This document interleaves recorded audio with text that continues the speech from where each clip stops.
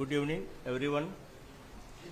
I welcome Honorable Union Minister of Road Transport and Highway, Sri Nitin Gadkari sir,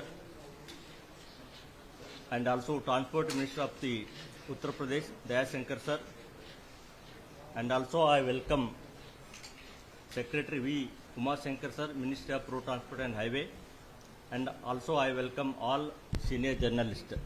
In the last 2 days, meeting was held with the transport ministers of the all states and union territories and secretary of the commissioners, and 42nd meeting of the Transport and Development Council under the chairmanship of Honorable Union Minister of Road Transport and Highway, Sri Nitin Gadkari sir. In this regard, press briefing is conducted today. Now I request Honorable Union Minister of Road Transport and Highway, Sri Nitin Gadkari sir, to address the media. Over to sir. आप बैठे। सबसे पहले मैं आप सबको नए साल की शुभकामनाएं देता हूं। हमारे संविधान में ट्रांसपोर्ट ये सब्जेक्ट जो है ये कॉन्करेंट लिस्ट में आता है। इन्हें जिन विषयों पर कानून बनाने का अधिकार राज्य को होता है वो स्टेट लिस्ट होती है, जिसमें भारत सरकार को होता है वो सेंट्रल लिस्ट होती है, और जिस पर दोनों को होता है वो कॉन्करेंट लिस्ट होती है। तो आज हमने राज्य के मंत्रियों को बुलाया था। कल दिन भर परिवहन विभाग के हमारे सचिव उमाशंकर जी और देश के सभी स्टेट के सचिव और ट्रांसपोर्ट कमिश्नर, इनकी दिन भर मीटिंग हुई, और आज हमने 7 जनवरी में 27 राज्यों के मंत्री आए थे, परिवहन मंत्री, उनके उपस्थिति में 17 विषयों पर चर्चा की है। ये दोनों मीटिंग में विशेष रूप से इस सेक्टर को ट्रांसफॉर्म कैसे करना, इसके बारे में ट्रांसपोर्ट सेक्टर को वर्ल्ड स्टैंडर्ड का करते हुए इसमें जो कमियां हैं उसको दोनों मिलकर, सबने मिलकर कैसे सुधारना, इसके ऊपर विचार हुआ। सबसे पहले प्रायोरिटी रोड सेफ्टी के लिए थी, और रोड सेफ्टी में 2024 का जो ये आ रहा है उसमें 1,80,000 मौतें हुई है। 30,000 लोगों की मौतें जो है वो हेलमेट न पहनने के कारण हुई है। दूसरी गंभीर बात यह है कि 18 से 34 वयोवर्ग में 66% मौतें हुई है। हमारी स्कूल और कॉलेज के सामने एग्जिट एंट्री पॉइंट में उसकी ठीक व्यवस्था न होने के कारण 10,000 बच्चों की मौतें हुई है। हमारी स्कूल के लिए जो ऑटो रिक्शा है और जो मिनी बस है उसके बारे में भी हमने नियम बनाए ताकि इसके एक्सीडेंट में बड़े प्रमाण पर मौतें हुई है। तो पहली बात तो रोड सेफ्टी, इस विषय पर काफ़ी डिटेल में चर्चा हुई, और ब्लैक स्पॉट्स को आइडेंटिफाई करना, रोड इंजीनियरिंग, ऑटोमोबाइल इंजीनियरिंग में हमने सुधार किए हैं, और ड्राइवर्स के बारे में लेन डिसिप्लिन है, बाद में सिग्नल का कानून के प्रति आदर और सम्मान रखने के लिए ड्राइविंग लाइसेंस के न होने के कारण ऐसे भी लोगों ने गाड़ियां चलाई, उसके कारण भी करीब 3,000 मौतें हुई है। तो ये सब आइडेंटिफाई करके रीज़न पे चर्चा हुई, और आगे सबने मिलकर ये निर्धार तय किया है कि हम इसको कम करने की कोशिश करेंगे। दूसरा इम्पोर्टेंट एजेंडा था वो ड्राइविंग ट्रेनिंग सेंटर का था। हमारे देश में 22 लाख ड्राइवर्स की कमी है, और उसके ऊपर भी आज हमने एक नई पॉलिसी बनाई है, और वो पॉलिसी जो है इस किताब में जो आपको देंगे, तो ये भी चर्चा उसमें हुई। बाद में जब एक्सीडेंट होता है तो हमने एक नई स्कीम शुरू की है, कैशलेस ट्रीटमेंट, और एक्सीडेंट होने के बाद तुरंत 24 घंटे के अंदर जैसे पुलिस में इंफॉर्मेशन जाएगी तो डॉक्टर जो होगा उसको, वो जो पेशेंट एडमिट होगा उसको 7 दिन तक ट्रीटमेंट का खर्चा या मैक्सिमम अप टू 1.5 लाख रुपए हम तुरंत देंगे उसकी ट्रीटमेंट के लिए। बाद में हीट एंड रन विक्टिम्स जो है उसमें भी मृत्यु होती है तो हम 2 लाख रुपए देंगे। इसके साथ साथ ये कैशलेस ट्रीटमेंट में हमने पायलट प्रोजेक्ट कुछ राज्यों में किए, कुछ कमियां ध्यान में आई, उसको सुधार कर अब नए आदेश हम वितरित करेंगे, और ये भी निश्चित रूप से उपयोगी होगा। IIT मद्रास ने एक अच्छा ऐप तैयार किया है जिसमें ट्रांसपोर्ट सेक्टर को एक प्रकार जो अनेक रिफॉर्म है वो सब उसमें आए हैं, तो उसको भी लॉन्च किया गया।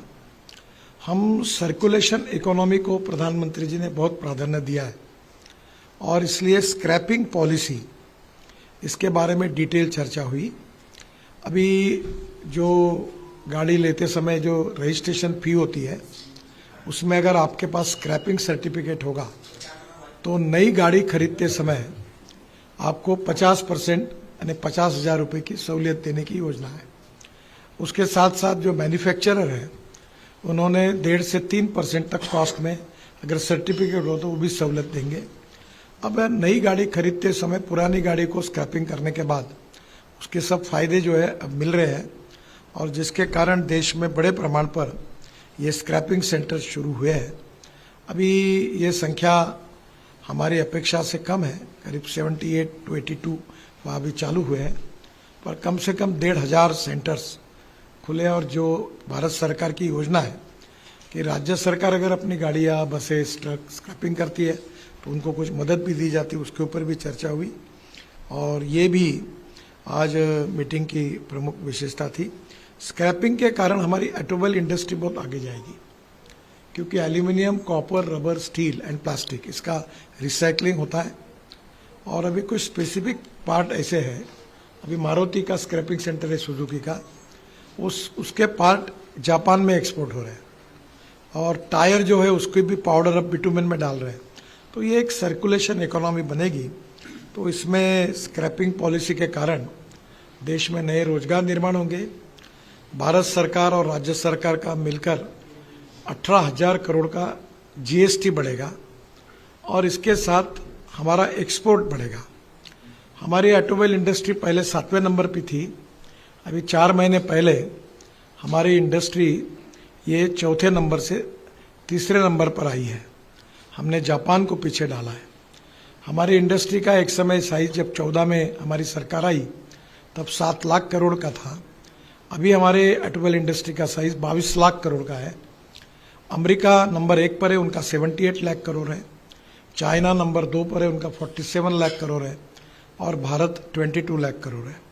अभी इसके सबके कारण हम लोग जिस प्रकार से स्क्रैपिंग पॉलिसी, ऑटोमोबाइल को प्रोत्साहन मिला है, अल्टरनेटिव और बायोफ्यूल में हम वर्ल्ड में लीड कर रहे हैं। CNG, LNG, ethanol, methanol, hydrogen, green fuel और अल्टरनेटिव फ्यूल, इलेक्ट्रिक, हाइड्रोजन, तो उन सब की चर्चा भी इस मीटिंग में हुई। ये जो हमने ड्राइविंग सेंटर के साथ फिटनेस सेंटर जोड़ दिया है, उसके ऊपर हमारा अनुदान भी है, तो उसके कारण ये भी काफ़ी बड़े प्रमाण पर आएगी। हमारी एक बहुत अच्छी स्कीम यशस्वी हुई है, भारत एनकैप। अब इसकी स्टैंडर्ड होते हैं, स्टार रेटिंग, और हमारे यहाँ पहले बहुत सी हमारे यहाँ की कुछ स्टार गाड़ियाँ थी, वो स्टार रेटिंग में फेल हो गई और वर्ल्ड में वो भेजी गई थी। अब धीरे धीरे हमारे यहाँ के सब कार मैन्युफैक्चरर स्टार रेटिंग पे अपनी गाड़ियाँ भेज रहे, जिसके कारण क्वालिटी में बहुत सुधार हुआ है। 6 एयरबैग्स भी आई है, कुछ जगह 7 भी आई है। तो ओवरऑल ये सुरक्षा के दृष्टि से ये जो भारत एनकैप का जो रेटिंग हुआ, ये इसके कारण ऑटोमोबाइल सेक्टर में एक क्वालिटेटिव चेंज आया है। आज हमने एक बात का निर्णय किया कि हमारे ई रिक्शा 2014 में हमने लाए थे, और ये रिक्शा की विशेषता ये थी कि 2 करोड़ लोग आदमी आदमी को खींचने का काम करता था, और विशेष रूप से कुछ जगह पे आदमी आदमी को कंधे पे जू रखकर फिर खींचता था। तो मुझे हमारे डिपार्टमेंट की ये 11 साल की सबसे बड़ी उपलब्धि कोई है, तो ये जो सामाजिक और आर्थिक शोषण था गरीब व्यक्ति का, उससे हमने मुक्ति दिलाई और मैकेनाइज्ड ड्रिवन ई रिक्शा देश में लाई। अब ई रिक्शा के बाद ई कार्ट भी आई, कोई बोरा 1 क्विंटल का पीठ पर नहीं रखता, तो वो भी ई कार्ट में आया। अब ये ई रिक्शा में ऐसा हुआ कि सस्ता, उस समय हमने गरीबों के हितों में ध्यान में लेकर उसके कोई स्टैंडर्ड ज़्यादा पक्के नहीं किए, जो एग्जिस्टिंग मार्केट पे ISI स्टैंडर्ड पार्ट से वो यूज़ करके वो बनाओ, ये हमने अनुमति दी थी। पर अभी आज हमने ये आज तय किया कि जैसे हमने भारत एनकैप ये 4 व्हीलर के लिए और बाकी के लिए जो स्टैंडर्ड्स विशेष रूप से तय किए हैं, तो ई रिक्शा के लिए भी हम लोग ये करेंगे कि इसकी कीमत ना बढ़े पर इसकी क्वालिटी अच्छी हो। और ये 2-2 साल में खराब हो जाती है, गरीब लोग फंस जाते हैं। तो अब इसका स्टार रेटिंग होगा, और स्टार रेटिंग के कारण गरीब लोग अच्छे क्वालिटी का ही रक्षा खरीदी करेंगे। उसके बारे में एक टेक्निकल कमेटी हमने अपॉइंट की है, जल्दी ही वो इसके रेटिंग के बारे में जो स्टैंडर्ड्स है वो तय करेंगे, और ई रिक्शा भी हमारे देश में एक अच्छे स्टैंडर्ड की तैयार होगी। और अफ्रीकन कंट्री, श्रीलंका, बांग्लादेश, इसमें उसकी बहुत बड़ी मांग है।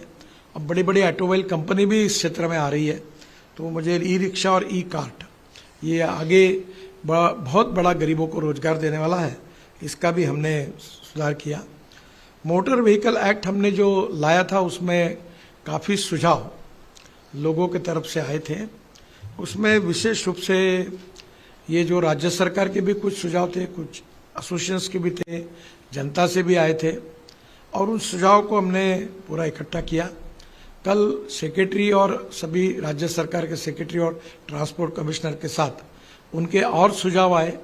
सब सुझाव पर अध्ययन करके 1 महीने तक इसका पूरा ड्राफ्ट फाइनल करके हम कैबिनेट के लिए ये बिल भेजेंगे, और भविष्य में आने वाला जो अधिवेशन है उसमें हम ये मोटर व्हीकल एक्ट जो प्रपोज है अमेंडमेंट के साथ, वो भी हम उसमें सुधार बिल पार्लियामेंट की मान्यता के लिए लाएंगे। ऑल इंडिया टूरिस्ट परमिट के बारे में सुप्रीम कोर्ट तक भी केस गई थी, और उसके बारे में भी विस्तृत चर्चा हुई। कुछ राज्यों के भी उसमें कुछ ग्रीवेंसेस, रिजर्वेशंस थे, और मैंने अनुरोध किया सेक्रेटरी से कि आपके अध्यक्षता में सब सेक्रेटरी को बुलाकर उनके लेजिटिमेट और जेन्युइन प्रॉब्लम को समझकर फिर इसके बारे में कुछ हमने ये सॉल्यूशन निकालेंगे। इसके बाद जो हमारी नंबर प्लेट है नई HSRP, ये इसके बारे में अभी मैन्युफैक्चरर ये नंबर प्लेट लगा रहे हैं, पर बीच में डुप्लीकेट कुछ कंपनियां ऐसी आई, और कुछ राज्यों में इसके कारण अनियमितता हुई। कुछ समय 2 नंबर की प्लेट मिली। इसकी गंभीरता को लेकर ट्रांसपेरेंसी के साथ ये प्लेट बने और इसके लोग लगाए, और इसके बारे में भी मैकेनिज्म पे चर्चा हुई। BS सीरीज, जैसे आप पत्रकार हैं, आज महाराष्ट्र में, कल गुजरात में जाएंगे, तो कल तो आपको गाड़ी का ट्रांसफर करने में बहुत दिक्कत पड़ती थी, तो भारत सरकार ने ये BH सीरीज की है, तो आपको वहाँ जाके कोई तकलीफ नहीं होगी, वहाँ जाकर आपके प्रॉब्लम सॉल्व होंगे। तो ये BS सीरीज नंबर प्लेट की भी चर्चा हुई। हमारी टोटल 56 फेसलेस RTO सर्विसेज है। कुछ राज्यों ने 36, किसी ने 38, किसी ने 40 लगाई है। ये ट्रांसपेरेंट है, टाइम बाउंड है, रिजल्ट ओरिएंटेड है और करप्शन फ्री है। तो आज हमने आग्रह किया कि भाई इसके बारे में सब राज्य इसको करके जनता को इसमें रिलीफ देने में मदद करें। Third party insurance, ATMS and e challan, इसके ऊपर भी आज चर्चा हुई, और सब विषयों के ऊपर देश के हित में, समाज के हित में, और राज्य और हम मिलकर उनके सुझाव के साथ क्या करना है, इसकी भविष्य की फ्यूचरिस्टिक पॉलिसी हम तैयार करने के लिए काम कर रहे हैं। जो ड्राइविंग ट्रेनिंग सेंटर की पॉलिसी आज मैंने लॉन्च की, जो प्रमुख रूप से आपके सामने विषय रखना है, तो देश में 22 लाख ड्राइवरों की कमी है। तो सबसे पहले ये हमारी पॉलिसी देश में कम से कम नए 50 लाख रोजगार निर्माण करेगा, ये इसकी सबसे बड़ी विशेषता है। 35,000 डेथ जो है वो ड्राइवर्स विदाउट वैलिड लाइसेंस इसके कारण हुए हैं। और आज हमारे विभाग ने ये जो ड्राइविंग ट्रेनिंग पॉलिसी लॉन्च की, उसमें 2 साल में इस पॉलिसी के तहत करीब 1250 नए ट्रेनिंग सेंटर्स और फिटनेस सेंटर खुलेंगे।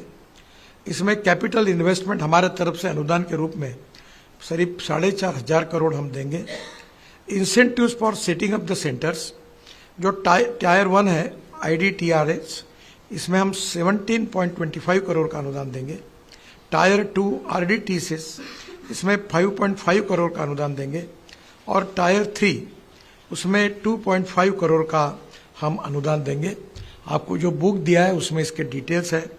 DTC प्लस फिटनेस स्टेशन, इसमें कैप जो है 1.5 करोड़ की है। इसमें करीब 25 लाख नए ड्राइवर ट्रेनिंग करके लाइसेंस मिलेंगे, उनको रोजगार मिलेगा, और करीब 15 लाख ये सब सेंटर्स और ये फिटनेस सेंटर में जो लोग काम करेंगे उनके कारण रोजगार मिलेगा। हमने ये भी तय किया कि हर सेंटर सोलर रूफटॉप पे लगे, और बने तक इसकी गाड़ियाँ इलेक्ट्रिक ट्रक, इलेक्ट्रिक बसेस और इलेक्ट्रिक कार ट्रेनिंग के लिए रहे, ताकि फ्यूल का खर्चा शून्य हो। और सेंटर के बाहर में वो एक चार्जिंग स्टेशन भी डाल सकते हैं। तो उनका बिजली का भी खर्चा कम होगा, चार्जिंग से भी इनकम मिलेगा, और भारत सरकार में जो हमारी सोलर एनर्जी की स्कीम है उसका भी इंसेंटिव उनको मिलेंगे। एमएसएमई के रूप में राज्य सरकार के भी इंसेंटिव मिलेंगे। हर डिस्ट्रिक्ट में एक एटीएस का सेटअप होगा, जो एटीएस का जो मैंने भी कहा सबसे बड़ा, तो वो भी होगा। और इसके साथ साथ ये जो कैशलेस हमने ट्रीटमेंट की स्कीम की है, जो भी मैं आज आपके सामने पायलट सब राज्यों में शुरू कर रहे हैं, कुछ जगह पे हमने पायलट किया था। ये रोड एक्सीडेंट के विक्टिम्स हैं, इनको तुरंत कैशलेस ट्रीटमेंट की स्कीम है। किसी भी रोड पर, केवल नेशनल हाईवे नहीं, डिस्ट्रिक्ट रोड, कारपोरेशन का रोड, बाद में स्टेट हाईवेज, उसके बाद में विलेज ग्राम पंचायत, कोई भी रोड हो, वहाँ अगर एक्सीडेंट होता है तो एक्सीडेंट में जिसको एडमिट किया जाएगा उसको तुरंत 7 दिन के ट्रीटमेंट का खर्चा मैक्सिमम 1.5 लाख करोड़ हम देंगे। अभी हम इसमें जो मदद करेंगे जान बचाने के लिए, उनको हम 5,000 रुपये का अवार्ड देते हैं। तो सुझाव आया कि ये अवार्ड की कीमत थोड़ी बढ़ानी चाहिए, तो हम इसको विचार करके इसको भी बढ़ाने के बारे में सोचेंगे। साधारणतः ये जो हमारे विक्टिम्स हैं, ये 1.5 करोड़ तक, मैक्सिमम 1.5 लाख तक, ये हम लोग 7 दिन की ये कैशलेस ट्रीटमेंट दे रहे हैं। लोगों में ये गोल्डन आवर में जान बचाना, अगर ये ट्रीटमेंट अगर मिलती तो 50,000 लोगों की हम जान बचा सकते थे, ये रिपोर्ट में आया है। तो अभी ये शुरू होने के कारण करीब 50,000 लोगों की जान बचाने में हम लोग प्रयास करेंगे कि वो बचे। ये इम्प्लीमेंटिंग एजेंसी है नेशनल हेल्थ अथॉरिटी और स्टेट एजेंसी। इसके साथ हमारे यहाँ जो आयुष मिनिस्ट्री में जो हॉस्पिटल रजिस्टर हुए और राज्य सरकार के हैं, उनको हमने इसमें साथ में लिया है। इस स्कीम का पायलट प्रोजेक्ट आसाम, चंडीगढ़, पंजाब, उत्तराखंड, हरियाणा और पांडिचेरी में किया गया। उसके कुछ लर्निंग्स मिले, उसके आधार पर स्टेट गवर्नमेंट की मदद से इस स्कीम को हमने देश भर में रोल आउट करने के लिए अब लॉन्च कर रहे हैं। मार्च के पहले करेंगे, और ये सुधार इस स्कीम का हमने पूरा इसमें किया हुआ है। ये डिटेल इस स्कीम का इसमें है। रोड सेफ्टी में हम बड़े बड़े प्रोग्राम कर रहे हैं। कल मुंबई में बहुत बड़ा प्रोग्राम हुआ, और शंकर महादेवन ने एक बहुत सुंदर गीत, इसके ऊपर शायद आपके ध्यान में आया होगा, यूट्यूब पर भी आया है सब जगह पर, और कल टीवी 18 ने सब रीजनल लैंग्वेज में भी ये प्रोग्राम आया था बच्चों का। तो अब उसको गीत को हमने सभी रीजनल लैंग्वेज में ट्रांसलेट करने का निर्णय किया है। तो ये सभी भारतीय भाषाओं में, और शंकर महादेवन उसको गाएंगे। तो ये एक स्कूल में बच्चे गाए, और हमने कॉन्सेंट्रेशन जो किया है वो 8 साल से 16 साल के बीच में जो है, उनको रोड सेफ्टी का महत्व बनाकर इन लोगों को हम संवेदनशील और जिम्मेदार नागरिक कैसे बने, कानून के प्रति डर भी नहीं और सम्मान भी नहीं, एक विचित्र अवस्था है। तो इसमें हम एनजीओज, सोशल ऑर्गेनाइजेशन, बाद में अब कल मेरी मीटिंग है नेहरू युवा केंद्र के लिए आदरणीय मनसुख भाई मांडविया जी के साथ, उनका भी हम सहयोग मांग रहे हैं। और इसके साथ एजुकेशन इंस्टीट्यूशन, यूनिवर्सिटीज़, मीडिया, इनका सबका हमको सहयोग चाहिए, क्योंकि आपके सबके सहयोग के बिना जब तक ह्यूमन बिहेवियर नहीं बदलेगा, रेड सिग्नल होगा तो हम रुकेंगे, रोड क्रॉस करते समय रेड सिग्नल होगा तो रुक जाएंगे, फिर जाएंगे। हम हेलमेट न पहनने के कारण 30,000 लोगों की मृत्यु हुई, हम हेलमेट पहनेंगे। अब बेल्ट हमने सामने भी लगाए, पीछे भी लगाए, नहीं बजाएंगे तो हॉर्न बजने का ऑर्डर किया है, तो हम लोग बेल्ट लगाएंगे। तो ये जो छोटी छोटी बातें हैं, उसके कारण ही हम बहुत लोगों की जान जा रही है। यंग लड़के लड़कियां, इनकी जान जा रही है। उन परिवारों का नुकसान हो रहा है जिनके घर से एक आधा लड़का होगा, वो भी चला जाता है। ये बहुत तकलीफ का विषय। मेरा खुद का एक्सीडेंट हुआ है, मेरा पैर 4 जगह पूरा टूट गया था।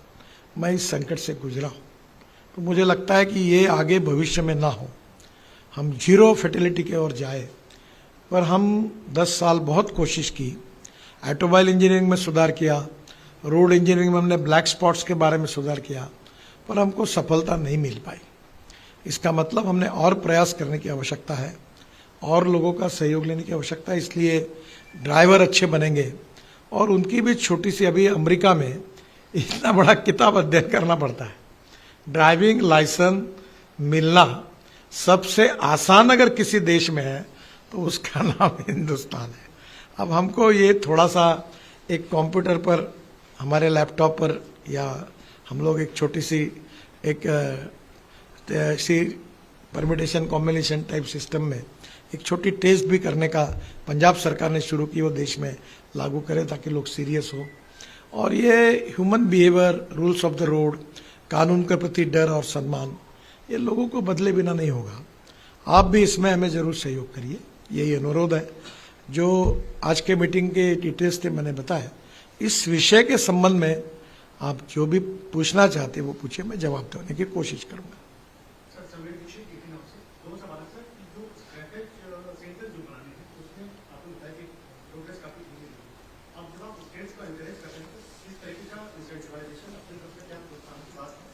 और दूसरा था कि इस वित्त वर्ष में 25-26 में आप रोड कंस्ट्रक्शन टारगेट का रिवाइज टारगेट अपने लिए लेकर के चल रहे हैं।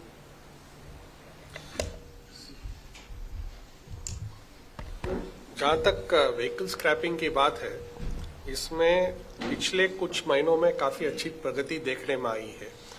एसेंशियली इसमें स्टेट्स के लिए हम कोई मॉनेटरी इंसेंटिव नहीं दे रहे हैं, लेकिन जो वहाँ एम्प्लॉयमेंट जनरेट हो रहा है, साथ में जो स्क्रैपिंग की सर्टिफिकेट इश्यू होती है, उस सर्टिफिकेट का प्रयोग करते हुए आपको नई गाड़ी खरीदते हुए आपको टैक्स में रिबेट मिलती है, उसकी डिस्काउंट, खरीदने में डिस्काउंट मिलती है, और साथ में हमने उसको ट्रेडेबल भी कर रखा है।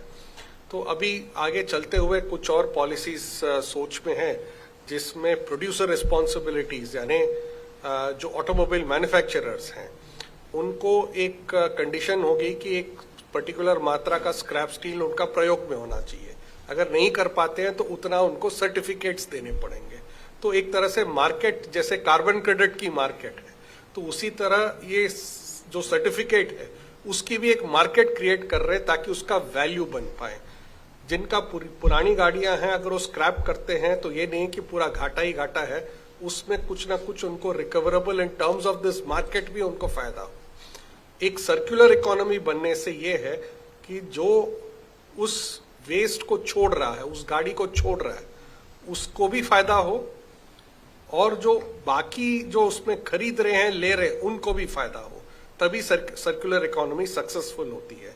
मेन तो स्टेट्स के तरफ से उसके बारे में टैक्स की रेवेन्यूज आएंगी, उसकी जीएसटी की रेवेन्यूज आती हैं, उसमें एम्प्लॉयमेंट का अच्छा बनता है, बिकॉज ये लेबर इंटेंसिव काफी रहता है, तो एम्प्लॉयमेंट में भी काफी अच्छा उनका बढ़ावा रहता है। तो कल और आज की मीटिंग में ये देखने आया है कि अब स्टेट्स में बहुत उत्सुकता है इसमें। सिर्फ 4 स्टेट से जिसमें आगे नहीं बढ़े थे, चारों के चारों ने ये प्रॉमिस किया है कि 3 उनमें से कह रहे हैं कि जनवरी के अंत तक वो अपना अप्रूवल्स दे देंगे, और एक राज्य बस कहा है कि उन्होंने फरवरी तक जाके अपनी अप्रूवल्स देंगे।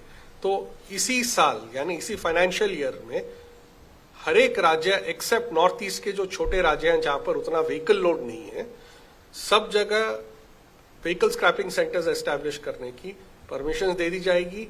और एस्टैब्लिश करने के लिए जो हमारा टारगेट है इस साल का, हम उसको भली भांति पूरी करने वाले हैं। अभी तक इनफैक्ट कुछ आंकड़े अगर दूं तो पिछले 3 महीनों में तकरीबन 37,000 गाड़ियों की स्क्रैपिंग हुई है, जो उससे पिछले 3 महीने में सिर्फ 16,000 17,000 के आसपास थी। नाउ हर तिमाही वो बढ़ते जा रही है, and it is doubling every 3 months तिमाही। सर, ये स्क्रैपिंग ऑल इंडिया कहीं भी कर सकते हैं, या जिस स्टेट में रजिस्टर्ड है उसी में?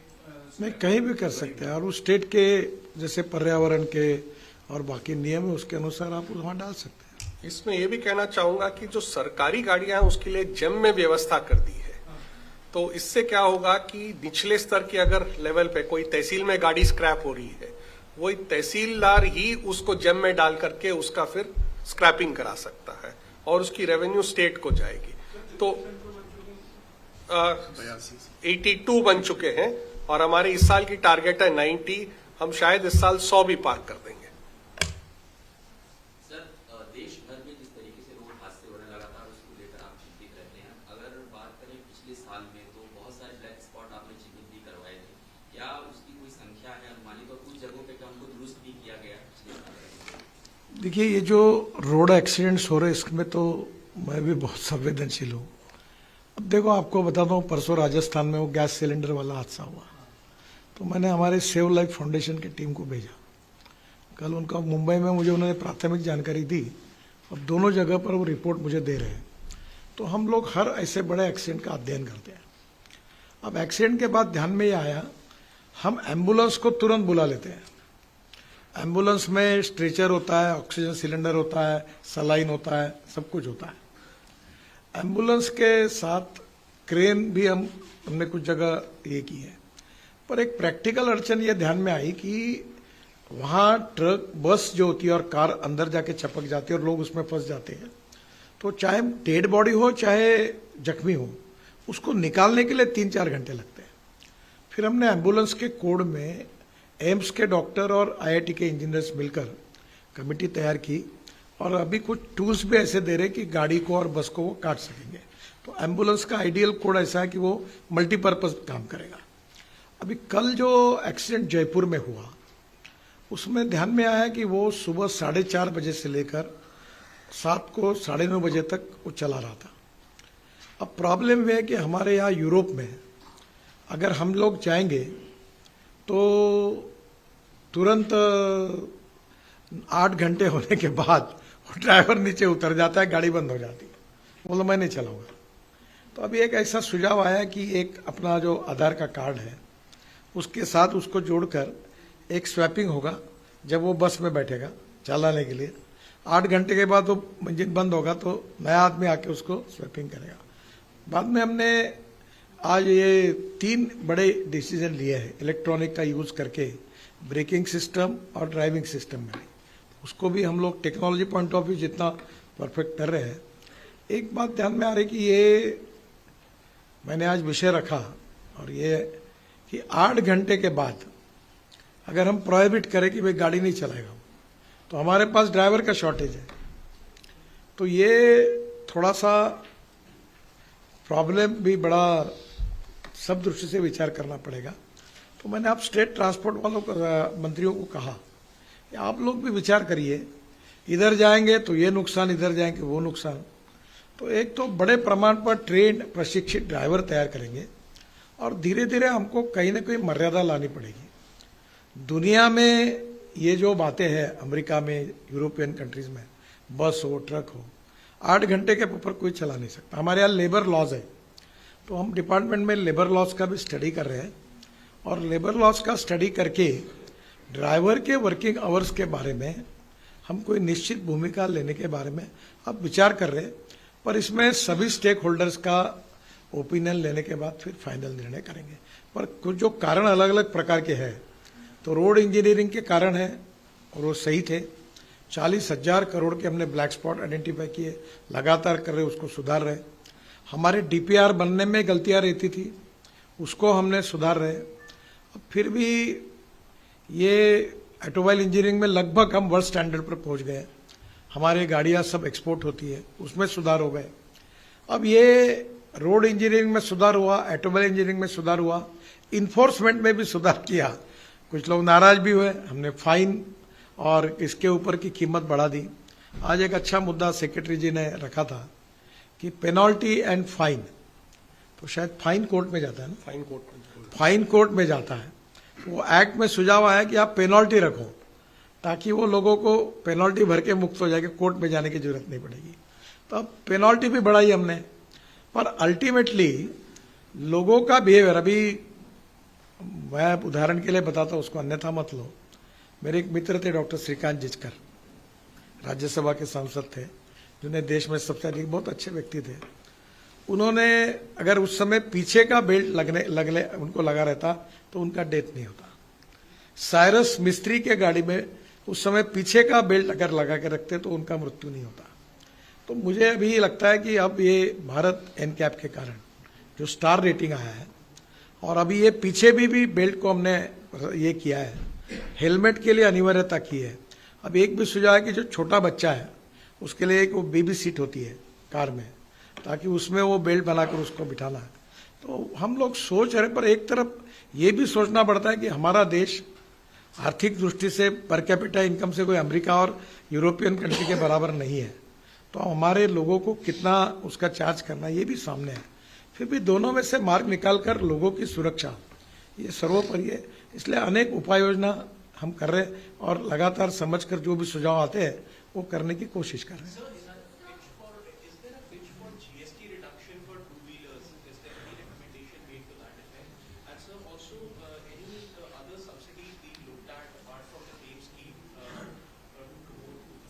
Your subject is very important, but it's not related with me. You can ask it to the finance minister. He will be the appropriate person to give the clarification. Sir driving training centres आप लेके आ रहे हैं regional driving को लेकर आपने कहा कि सरकार सब्सिडी देगी, ये तय है कि स्टेट कितना देगी और सेंट्रल स्टेट कुछ नहीं देगी, 100% हम देंगे। 2 एकड़ की जगह लेना है उसको, स्टेट केवल रिकमेंड करके हमको भेजेगी, हम उसको पैसे देंगे। उसमें स्टेट से कोई, पर एमएसएमई के अंदर अगर कोई ऐसी इंडस्ट्री डालते हैं तो उनको स्टेट की कुछ फैसिलिटी होती है वो मिलेगी। फिर सौर ऊर्जा का करेंगे तो भारत सरकार की और स्टेट की तो उसका फायदा मिलेगा। तो ऐसी स्कीम का फायदा मिलेगा। एक मिनट, हाँ, एक आपने जो कहा कि 1,80,000 डेथ हुआ है, वो 2024 का है क्या? दोबारा जानने की चाह रहा हूं सर। और दूसरे पॉइंट जहाँ तक आपने कहा कि ये 1,80,000 1,68,000 2022 का है, 1,72,000 2023 का है। नहीं, अभी अनऑफिशियली जो मेरा डिपार्टमेंट मॉनिटरिंग कर रहा है, तो इस साल का भी आंकड़ा नहीं आया। पहले हमको 4-4 साल आंकड़ा ही नहीं मिलता था। अभी ये मैं बड़ा नाराज हुआ, अभी सेक्रेटरी जी आए कि मैंने कहा मुझे तुरंत जानकारी चाहिए मंथली। तो ये इस बार अब बताने में मुझे भी दुर्भाग्यपूर्ण है, इंक्रीज है। दूसरा सवाल है, उन्होंने कहा कि 8 घंटे से ज्यादा गाड़ी चलाना नहीं चाहिए। There is a motor vehicle transporters act. So the law Workers is there. What is being done to ensure that the law that exists is being enforced? Already law है। अब प्रॉब्लम ये है कि हाँ, एक मोटर ट्रांसपोर्ट वर्कर्स एक्ट है। सो ये motor transport workers act के तहत स्टेट गवर्नमेंट्स ने वो निर्धारण करना होता है जहां तक ड्राइवर की सुविधा और ड्राइवर के वर्किंग टाइम का है। कई राज्यों ने किया है पर वो एनफोर्समेंट की वहां कमी है। तो जहां वीएलटीडी लग जाया है, जैसे सर कह रहे थे, वीएलटीडी प्लस आधार पुट टुगेदर, ये सिस्टम हम टेक्नोलॉजी के थ्रू हम मॉनिटरिंग कर सकते हैं कि एक्चुअली ड्राइविंग आवर्स कितना बन रहा है। रिलेटेड क्वेश्चन एक शर्मा जी है कि शर्मा जी, एक 2 मिनट में जो 3 सुधार हमने किए टेक्निकल, थोड़ा बता दीजिए इनको, मुझे बराबर वो टेक्निकली नहीं आ रहा। इधर आइए। हाँ, नहीं, ये बहुत इंपॉर्टेंट है, पर ये पूरा ऑटोमोबाइल के इंजीनियरिंग के साथ टेक्निकल है। तो ये 3 सुझाव के कारण बहुत बड़ा ब्रेकिंग सिस्टम, ये थोड़ा बता देंगे। माइक चालू कर दीजिए उसका। कोई बात, जो हमने सुझाव दिया है कि एक है इलेक्ट्रॉनिक स्टेबिलिटी कंट्रोल, दूसरा है ऑटोमेटिक इमरजेंसी ब्रेकिंग सिस्टम और तीसरा है ड्राइवर ड्राउजीनेस। ये सारे ऐसे सुझाव हैं जो एक्सीडेंट होने से पहले हमको बचाव कर सकते हैं, एक्टिव सेफ्टी मेजर्स है ना। तो ये इससे जो है पर्टिकुलरली हेवी व्हीकल्स में हमको व्हीकल ओवर स्टीयर या अंडर स्टीयर कंडीशंस में व्हीकल टॉपलिंग को प्रिवेंट कर सकते हैं। कोलिजन 2 गाड़ियों के बीच में प्रिवेंट हो सकता है और ड्राइवर की ड्राउजीनेस के केस में एक ऑडियो अलर्ट जारी हो सकता है जिससे ये बताया जा सके कि ड्राइवर ड्राउजी कंडीशन में है और उसको जागने की जरूरत है या कुछ देर गाड़ी साइड करके आराम करने की आवश्यकता है। ये तीनों सुझाव जो है ये बड़े रिवोल्यूशनरी है और मेरा जो इस सेक्टर का, मैं कोई एक्सपर्ट नहीं हूँ, पर जो नॉलेज है ये तीनों बातों के कारण जनरली जो डैश होती है तो ये ऑटोमेटिक सिस्टम ऐसे है कि वो ब्रेक मार देगी और ब्रेक को भी हमने इलेक्ट्रॉनिक सिस्टम में डेवलप किया है।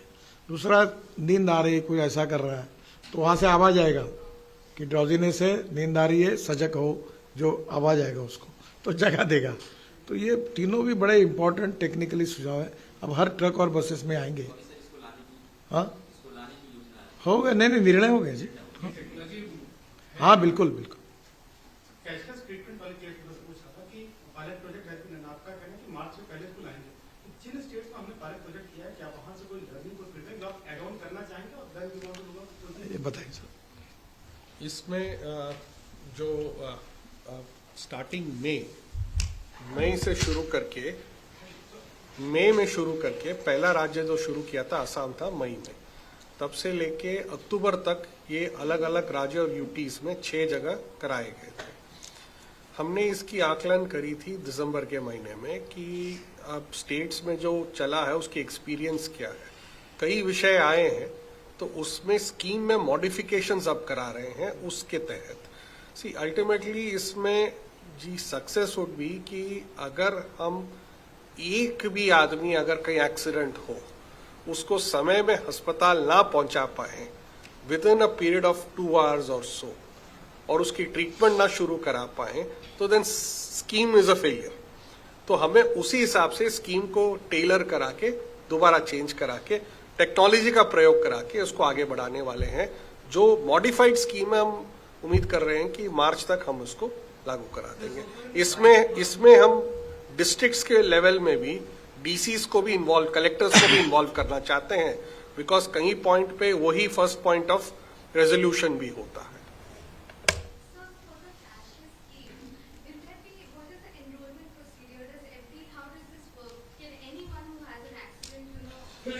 It is the accident which is the trigger for the scheme. It is not the person. So the accident can happen to anybody. So if that happens, then immediately the treatment cost could be of 2 kinds. One is the vehicle which has caused the accident is insured, or 2, the vehicle is not insured. So if the vehicle is insured, then there is a mandatory third-party insurance. So the mandatory third-party insurance mechanism will pay for the cost. If it is not insured, then there is a budget head that gets created which pays for the treatment costs. Is this treatment only specific to government-run hospitals? As of now, no, because the purpose behind this is that a life has to be saved. Where it gets saved is immaterial. Right? So as long as you're able to save the life of the person by giving treatment in time, that is the aim and the purpose of the scheme. See, this is individual states, so I mean this has also been modified from time to time. I think Assam was saying that they have already incurred 2,300 के आसपास असम में हुआ है, तो मई में शुरू किया। 6,840 लोगों को इसका बेनिफिट मिला है, जो स्टैटिस्टिक आया, पर जबकि डेथ हुए 80,000, यानी जो रजिस्टर हुए थे वहां। तो इसका मतलब 10% ही लोगों को मिल रहा है, तो लर्निंग उसमें से है। तो वो आज वो जैसे साहब बता रहे हैं, हम लोग उसमें लर्निंग लेके इसी इतना परफेक्ट बनाएंगे कि 24 आवर में वो पुलिस और वो सब रिकॉर्ड हो जाके सब रिपोर्ट मिलके वेबसाइट पर ही सब हो जाएगा और अथोराइज हो जाएगा कि 7 दिन के ट्रीटमेंट का खर्चा मैक्सिमम अप टू 1,50,000 रुपीज हम तुरंत देंगे। दूसरी बात, डेथ जहाँ होगा वहाँ 2 लाख रुपए तुरंत डेथ होगा वहाँ देंगे। तो ये ऑलरेडी हम सिस्टम को ऐसी इफेक्टिव कर रहे हैं कि इसमें कई समय नहीं जाएगा ज़्यादा।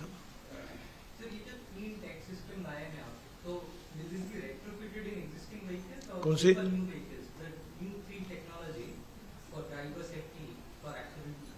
नए इसमें तो लाने की कर रहे हैं।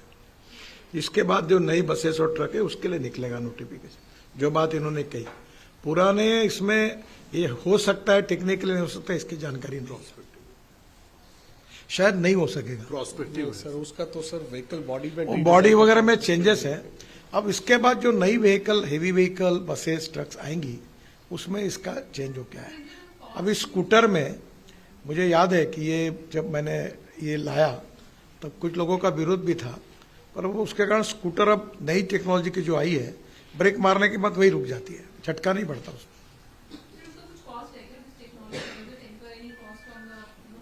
कॉस्ट जो आती है वो आएगी, वो मार्केट ड्रिवन फोर्स पे डिपेंड करेगी, पर सेफ्टी के बारे में अब हम कॉम्प्रोमाइज नहीं करेंगे। हाँ, ये मैंडेटरी होगा, यस यस बिल्कुल। जहां हमको अभी जब नया सर्कुलर निकलेगा कि ट्रक और बसेस के लिए टेक्नोलॉजी यूज करना उनके लिए अनिवार्य होगा उस क्राइटेरिया में। और ये बहुत ज्यादा खर्चे की बात नहीं है। अब जैसे एयर बैग्स थी तो पहले एयर बैग 7 और 8 हजार रुपए की एक बोलते थे, फिर मैंने एयर बैग्स वाले मैन्युफैक्चरर को बुलाया तो वो 1200-1300 में देते थे। अब वो एक गाड़ी में 2 लगती थी, अब 6-7 हो गई तो वो संख्या मैन्युफैक्चरर की हुई, इंपोर्ट माल लेना बंद हो गया। अब एयर बैग की कॉस्ट 600 रुपए हुई। तो क्या होता है कि जब कोई भी चीज शुरू होती है तो शुरुआत में उसकी कीमत ज्यादा होती है, पर जब वॉल्यूम बढ़ता है और इंडिया में उसका बनना शुरू हो जाता है तो यहाँ सस्ती भी होती है और एक्सपोर्ट भी शुरू हो जाता है। अभी डेट डिसाइड नहीं हुई। अभी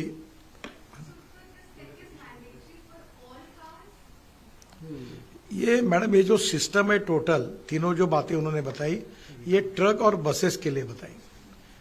कार में प्रॉब्लम्स अलग है, कार में ऑलरेडी टेक्नोलॉजी काफी अच्छी है,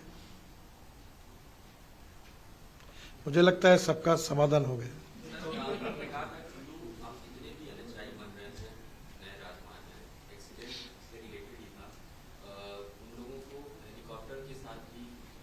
हम 670 रोड साइड एमिनिटीज बना रहे हैं, उसमें करीब 300-350 जगह पर, मेरा आंकड़ा कम ज्यादा हो सकता है, वहां हेलीपैड किया है। हेलीपैड अब मैंने एविएशन मंत्री जी को कहा कि जैसे दिल्ली में वेदांत हॉस्पिटल है फॉर एग्जांपल, तो रूफटॉप पर सबको हेलीपैड की अनुमति दो।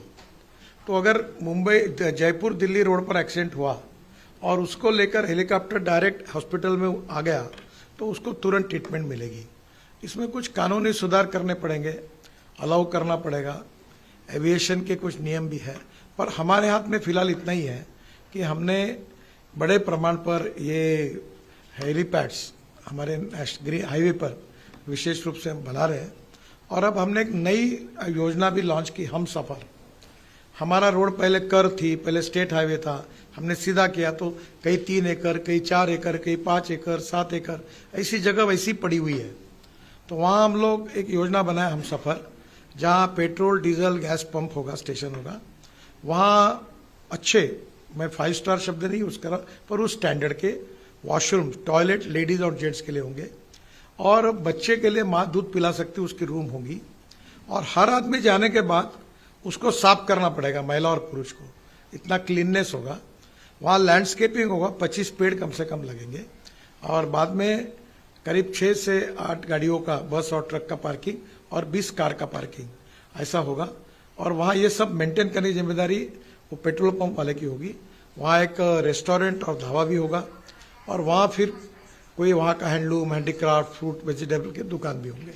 तो ये इस प्रकार की योजना को हमने आज, मैंने उनको कहा कि आप स्टेट की ओर से करना चाहते हैं तो 1 रुपए के लीज पर हमारी पड़ी हुई जगह हम आपको देंगे, पर हमारे स्टैंडर्ड के हिसाब से वो बनना चाहिए, और इसका रेटिंग हम प्राइवेट एजेंसी को देंगे, और जो रेटिंग में कम होगा उनके परमिशन कैंसिल कर देंगे, ताकि इसका क्लीननेस और मेंटेनेंस और लोगों को अच्छी सर्विस से हमारी प्रायोरिटी है। सर, एक रीजन रोड के एक्सीडेंट का फॉल्टी रोड इंजीनियरिंग भी था पहले रोड, तो उसके बारे में क्या कर रही है सरकार? Faulty road engineering, road design जो खराब है उसके बारे में क्या? समुंदर है मैडम ये सब। अभी मैं तंग होके, एक सीजीएम आया और उसने एक रोड के पूरे अंडरपास कैंसिल कर दिए। पूरे रोड के एक्सीडेंट हो सकते, उसके लिए जितने जितने, पहले तो डीपीआर डिफेक्टिव था, ये आया उसने पूरे और कैंसिल कर दिए। तो मैंने बोला इसका नाम लो, इसको मेरे सामने बुलाओ, और इसका आगे कोई प्रमोशन मत करो, ताकि ये इस प्रकार के जो रोड सेफ्टी के बारे में इतने गैर, कॉस्ट सेविंग, ये जो मर गए बोलना नहीं चाहिए किसी के साथ। यूपीए सरकार में हल्दिया जी करके एक थे, अच्छे व्यक्ति थे, मेरे जानता हूं उनको, उन्होंने इकोनॉमिक वायबिलिटी और आईआरआर मेंटेन के लिए ब्रिजेस कैंसिल किए, अंडरपास कैंसिल किए, ताकि वायबिलिटी आए बीओटी के लिए। तो उसके परिणाम बहुत गंभीर है। अभी हमने तय किया हम कम रोड बनाएंगे, पर हम लोगों के सेफ्टी के साथ कोई खिलवाड़ नहीं करेंगे। अब डिफेक्टिव आता था, लोएस्ट आया, उसको डीपीआर बनाने का था, अभी वो भी हमने निकाल दिया। कोई भी आता था लोएस्ट में भर दिया, हम उसको डीपीआर देते थे, उसका डीपीआर घटिया होता था पूरा, फिर वो उसके ऊपर पूरा डीपीआर बदलता था, फिर सेक्रेटरी कहते थे कि ये पहले इसमें नहीं है, मैं देता नहीं, ये एडिशनल स्कोप ऑफ वर्क हो गया, ये वैल्यू बढ़ गई। फिर ये विवादों में और पूरे ज्ञानियों के कंट्रीब्यूशन में इतने ब्लैक स्पॉट तैयार हो गए, तब हम पुराने सुधार रहे हैं और नए डिफेक्टिव नहीं हो इसके लिए चिंता कर रहे हैं। और ये एक्सीडेंट के बारे में मैं तो बहुत संवेदनशील हूँ और हम इसको कोई कॉम्प्रोमाइज नहीं करेंगे और छोटी छोटी बातों का मॉनिटरिंग करके हम सुरक्षित रोड, सेफ रोड, ये हमारा कंसेप्ट है। पर अब दुर्भाग्य ये है कि रोड अच्छे बने तो एक विद्वान व्यक्ति मेरे पास आए और उन्होंने मुझे कहा कि ये देश में एक्सीडेंट्स हो रहे हैं, इसके लिए आप जिम्मेदार हैं। तो मैं उनको पूछा कि मैं कैसा जिम्मेदार हूँ। तो वो बड़े एक बहुत क्लास 1 बड़े ऑफिसर थे, हाईएस्ट। तो मैंने कहा मैं कैसे, बोला आप इतने अच्छे रोड बना रहे हैं, उसके कारण स्पीड बढ़ रही है, उसके कारण एक्सीडेंट हो रहे हैं। तो मैंने बोला एक काम करता हूँ, जो बना है उसमें हर 10 मीटर पे गड्ढे तैयार करता हूँ ताकि स्पीड पैदल व्यक्ति की उसकी एक हो जाएगी तो प्रॉब्लम नहीं आएंगे। अब ये दोनों प्रकार के आर्गुमेंट है। हमें रोड भी फास्ट चाहिए, स्पीड भी मेंटेन करनी है, रूल्स ऑफ द रोड को ध्यान करते हुए हमको लोगों को सुरक्षित रूप से एक्सीडेंट नहीं होना चाहिए, इसकी भी चिंता करनी है। सर, इसी इशू पे ऑन द कॉन्ट्रैक्टर साइड, आप पहले भी यू बीन एक्सट्रीमली वोकल कि कॉन्ट्रैक्टर पे लायबिलिटी आनी चाहिए। There was also discussion on doubling the defect liability period. I think आपने पहले एक बार बोला था 10 साल का हुआ है सर, क्रिमिनली लायबल भी करना चाहिए। तो सर वो अभी आपको शायद जानकारी नहीं मिली, हमने बड़े बड़े कंपनियों को ब्लैकलिस्टेड कर रहे हैं, जो शेयर मार्केट में जिनके शेयर है, बहुत कार्रवाई कर रहे हैं, छोड़ेंगे नहीं। और 10 साल की लायबिलिटी है, सबको नोटिस दिए और मैंने कहा आपको छोड़ूंगा नहीं। और अभी हम लोग रेटिंग कर रहे हैं नए सेक्रेटरी साहब आने के बाद, और जो ऐसे गंदे काम करेंगे उनको नया टेंडर भरने के लिए प्रोहिबिट करेंगे। We are not going to compromise with the quality. And sir, अपने ऑफिशियल लेवल पे और ये आईईएई काफी केसेस में आता है कि आईईएई जो है वो मे बी उन्होंने अच्छा क्वालिटी इंस्पेक्शन नहीं किया। सो इन दैट उनके ऊपर भी गदा चल रही बहुत, छोड़ूंगा नहीं मैं। अभी मैंने आज ही एक प्रमोशन पे साइल की जहां रोड सेफ्टी में बहुत प्रॉब्लम है, मैंने इनका नाम काट दो, नहीं करना है। एक सवाल है, जैसे हम रेलवे में देखते हैं एक्सीडेंट होता है, वहाँ पे एक इंडिपेंडेंट बॉडी है which is not under the ministry, वो सिविल एविएशन का सीआरएस है, हम देखते हैं टनल गिरता है तो आपका फॉर्मर एनएचआई का सीजीएम जाता है, फॉर्मर एनएचआई का मेंबर जो वो ही जाएगा, he will never hold the NHAI responsibility. देखिए ये बड़ा दोनों तरफ से विषय है। मैंने मुंबई पुणे एक्सप्रेस हाईवे बनाया और बनाते समय तो पहला हाईवे था देश का, और उसके बाद खूब एक्सीडेंट्स हुए। भक्ति बर्वे करके एक मराठी में बहुत बड़ी अभिनेत्री थी, उसका भी डेथ हुआ, तब मैं भी बहुत व्यथित हुआ। अब बाद में इस हाईवे का road safety audit save life foundation ने किया, तो मेरे ध्यान में ये आया कि जो आईआईटी, इंजीनियरिंग कॉलेजेस या एनजीओज है, सेव लाइफ फाउंडेशन, इनका रोड का सेफ्टी ऑडिट ज़्यादा अच्छा हुआ। अब जैसे अभी टनल है, हमारे डिपार्टमेंट में अब हमको भी जिस प्रकार के एक्सपर्ट चाहिए उतने हमारे पास अवेलेबल उतने प्रकार के नहीं है, और जब एक्सीडेंट होते हैं तो प्राइवेट सेक्टर से लेने पड़ते हैं, तो इसमें दिक्कतें हैं, इसमें इंस्टीट्यूट कम है। अब ये टनल के डीपीआर तो सब फॉरेन कंसल्टेंट बनाते हैं, आईआईटी भी है, पर फिर भी प्रॉब्लम आ रहे हैं। इस विषय में एक सुझाव मैंने दिया, उस पर विचार कर रहे हैं कि एक आईआईटी को हम लोग 100 करोड़ रुपए देंगे, वो केवल ब्रिज पे ही काम करेगी, और पूरे वर्ल्ड में ब्रिज के स्टैंडर्ड, ब्रिज की क्वालिटी, नई टेक्नोलॉजी, एक आईआईटी टनल पे काम करेगी और एक आईआईटी रोड पर काम करेगी। क्योंकि अब ये ध्यान में आया कि हम अपने ही अधिकारियों के द्वारा जिस क्वालिटी को बारे में काम चाहते हैं, अपेक्षित करते हैं, उतना करने में हमको दिक्कतें आती हैं। तो वो इंडिपेंडेंट, इम्पार्शल और थर्ड पार्टी ऐसी कोई एजेंसी हो, तो आईआईटी का भी चयन करके, सरकारी है वो भी, तो उसका विचार कर रहे हैं। सर, दिल्ली मुंबई एक्सप्रेसवे का क्या डेवलपमेंट है कांग्रेस? अभी बड़ौदा तक तो लगभग हुआ है, बड़ौदा के बाद मुंबई तक में भी काफी काम हुआ है। मुझे लगता है कि ये अभी ये नया साल लगा है, तो कोशिश है कि जून के पहले तक काफी काम पूरे हो और अभी काम चल रहे हैं और अड़चनें सब दूर होगी। फॉरेस्ट एनवायरनमेंट के क्लियरेंसेस, लैंड एक्विजिशन के इश्यूज, हमारी पॉलिसी इश्यूज, काम रात दिन चल रहा है लेट अस होप कि इस साल में हम आपको दिल्ली मुंबई एक्सप्रेस हाईवे पूरी तरह कंप्लीट करके दे देंगे। इसके साथ साथ और दिल्ली कटरा भी दे देंगे, दिल्ली देहरादून 1-1.5 महीने में शुरू कर देंगे, द्वारका एक्सप्रेस हाईवे का अंदर का टनल और बाकी का आधा काम वो भी 3 महीने में हो जाएगा। ये जो आपका UR2 है ये भी हो जाएगा। तो इस साल में हम लोग देश के नक्शे को बदल देंगे। अभी आपने जो देखा है वो आइसबर्ग का छोटा सा है, अब जो काम इस साल में पूरे होंगे वो पूरे चित्र को बदल देंगे। सर ये दिल्ली मुंबई और गोवा हाईवे को लेकर सेंटर का क्या रोल है एग्जैक्टली? क्या है ना, मैं तो गाला खाता हूँ पूरी मुंबई गोवा पे रोज। अब प्रॉब्लम है कि मैंने बोला हमारे अधिकारियों को दिल्ली में कि तुम मराठी चैनल सुनते जाओ तो तुम मेरी तीव्रता को समझोगे। ये रोज कार्यक्रम होते उसके ऊपर। अब मुंबई गोवा पर बड़े मुश्किल से मार्ग निकालते हैं और दिल्ली में आते हैं तो वो स्वाभाविक एफए से लेकर पूछता है ये क्यों किया वो क्यों किया। अब वो दिल्ली मुंबई गोवा का साधारणतः बरसात लगने के पहले 100% काम पूरा हो जाएगा। मैं उसके ऊपर अभी तक सेंचुरी मार चुका हूं, 100 से ज्यादा मीटिंगें ले चुका हूं। पर ये काम महाराष्ट्र सरकार में शुरू हुआ था, बाद में मेरे गले में लटका है, तो मैं जिम्मेदारी लेके वो करूंगा पूरा। Thank you very much. हाँ,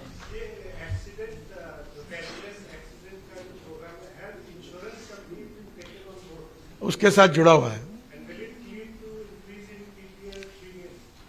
नहीं, See, ये third party premium is fixed by government. It is not left to the industry to prescribe the third party premium. The government notifies the third party insurance premium. तो उसी में cover.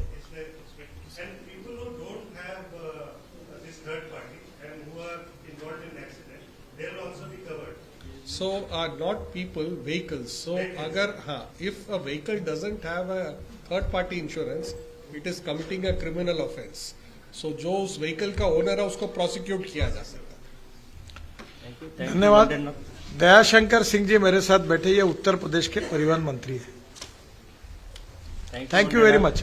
Please participate in dinner. अरे कोई इनका चाय नाश्ता हो गया,